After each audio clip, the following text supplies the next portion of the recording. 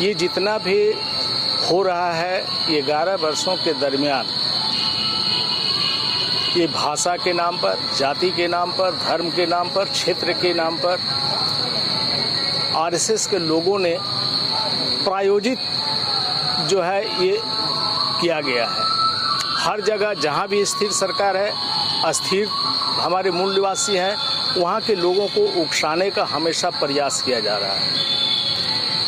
जहाँ तक कुर्मी समाज का जो ये आंदोलन हुआ, बहुत लोगों ने कहा कि आदिवासी में उनको माने था नहीं था।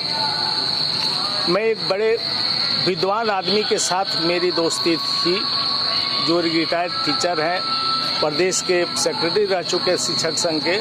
हमने कहा कि सर इस तरह का आपका जो आंदोलन चल रहा है क्या इसमें क्या है? बोला मार साहब 1931 की जनगणना के दौरान इन लोगों ने खुद लिख कर दिया है कि हम एसटी नहीं हैं। ब्राह्मणों ने इन लोगों को बरगलाया कि तुम एसटी क्यों बनोगे, तुम तो ऊंची जाति के हो, तुम अच्छे कुल खानदान के हो। तब इन लोगों ने लिखित रूप से दिया है, जैसा उन्होंने हमको बताया कि हम लोगों को आदिवासी में नहीं रहना है, हम लोग जो है आदिवासियों से उच्च वर्ग में आते हैं। दूसरी बात है कि जैसे कहे कि 70 वर्षों से आपने कहा लड़ाई चल रही है, इस 70 वर्षों के मुझे 67 ईयर्स ओल्ड हूँ, मैं कभी कुर्मी जाति को आदिवासी में सम्मिलित होने का संघर्ष देखा ही नहीं। ये 10-11 साल के अंदर ये संघर्ष हो रहा है। जब से भारत में हमारी सरकार जब बनी है आरएसएस की, तब से ये संघर्ष चल रहा है, ये प्रायोजित है। इसके पहले कभी कुर्मी जाति ने आदिवासी बनने का कभी कल्पना ही नहीं किया, न कभी उन्होंने आंदोलन किया। अगर किन्हीं को पता होगा तो आप लोग जानते होंगे, कभी कुर्मी जाति ने एसटी में शामिल होने के लिए आंदोलन नहीं किया। फिर अभी अचानक ये 5-10 साल के अंदर जो संघर्ष चल रहा है, इसके पीछे क्या साजिश है, आप लोगों को, हम लोगों को, सभी बुद्धिजीवी वर्ग को समझना चाहिए, सोचना चाहिए कि किसके इशारे पर ये सारा आंदोलन चल रहा है, इसका फंडिंग कहाँ से आ रहा है। ये सारा फंडिंग आरएसएस के लोग कर रहे हैं, आप लोगों को पता नहीं है तो आप लोग पता कीजिए। जितना खर्च हो रहा है, जितना फंडिंग हो रहा है, सारे सनातनियों का दिया हुआ फंडिंग है। और इस फंडिंग से ये लोग हमारे देश की, हमारे जो ये झारखंड की सरकार है, इसको अस्थिर करने का प्रयास है और हमें जातियों के बीच में बांटने का प्रयास है। ये कुछ नहीं है, ये आंदोलन नहीं है, यह प्रोजेक्टेड आंदोलन है और हम लोग को जातियों में विभक्त करने का, बांटने का प्रयास है और कुछ नहीं है। समाधान बताइए। समाधान बताइए। समाधान यही है कि हमें इस पर एकजुट रहने की जरूरत है। उन लोगों को जो मनसा है उसको हम लोग को पूरा नहीं होने देना है। जितने भी हम लोग एसटी, एससी, ओबीसी भाई हैं, सभी हम लोग एक हैं, एक रहेंगे। यही हम लोग का एकमात्र रास्ता है। किसी के कहने पर, बहकावे पर हमें नहीं आना चाहिए। अगर हम भटक जाएंगे तो फिर हमारा जो है आपस में लड़ाई मणिपुर जैसा यहाँ भी हो जाएगा। हम वैसा नहीं चाहते हैं और उसमें लड़ाई होगी तो कौन मरेंगे, कटेंगे? हमारे एसटी, एससी, ओबीसी के भाई ही कटेंगे, मरेंगे, उनका जान माल की क्षति होगी। इसलिए हम लोग वैसा काम नहीं करें।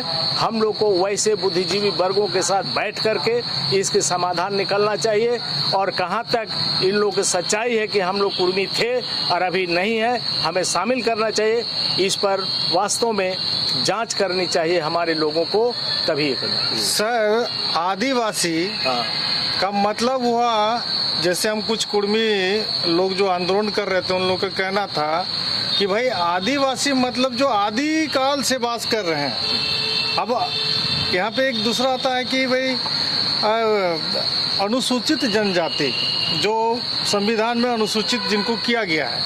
अब बात ये होता है, ये लोग उदाहरण देते हैं कि भाई आसाम में जो यहाँ से संथाल मुंडा गए उनको आदिवासी का दर्जा नहीं मिला, एसटी का, शेड्यूल ट्राइब का दर्जा नहीं मिला। कहाँ है? क्योंकि उन लोग काम करने गए थे। हम तो यहाँ आदिकाल से रहते आ रहे हैं, हमारा तो, हम तो कहीं से आए नहीं हैं, हम यहीं के हैं। तो ये कहने का मतलब उन लोग का हो रहा है कि वो लोग ऐसा क्यों, आपने बहुत अच्छी बात कही कि वो लोग खुद इस जाति से, जिस जाति को कभी हाथ पर धकेल दिया गया, उसको छुआछूत का सामना करना पड़ा, कितनी मुसीबतें उनको झेलनी पड़ी, उनको अपने मतलब इतनी संकुची रहे कि वो जंगल में वास किए, लेकिन आज फिर उसी सूची में शामिल जो होने चाह रहे हैं, इसमें भी आप कह रहे हैं कि इसमें किसी और का हाथ है, लेकिन ऐसे इतनी बड़ी आबादी को समझाएगा कौन? और ये लोग अभी क्या करना, इन लोगों को क्या करना चाहिए वर्तमान में?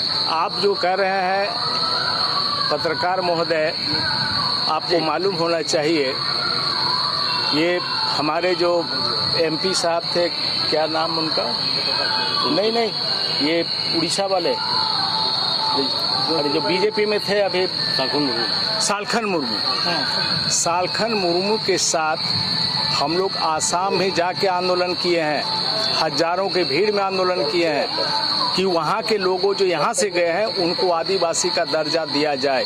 हम लोग चुप नहीं हैं, सालखन मुर्मू के साथ हम लोग कई एक बार आसाम गए हैं और वहाँ भी हम लोगों ने आंदोलन किया और वहाँ भी हम लोगों ने इस तरह का ये किए हैं, सभा किए हैं और लोगों को समझाने के प्रयास किए हैं। वहाँ के सरकार से हम लोगों ने डायलॉग किया है।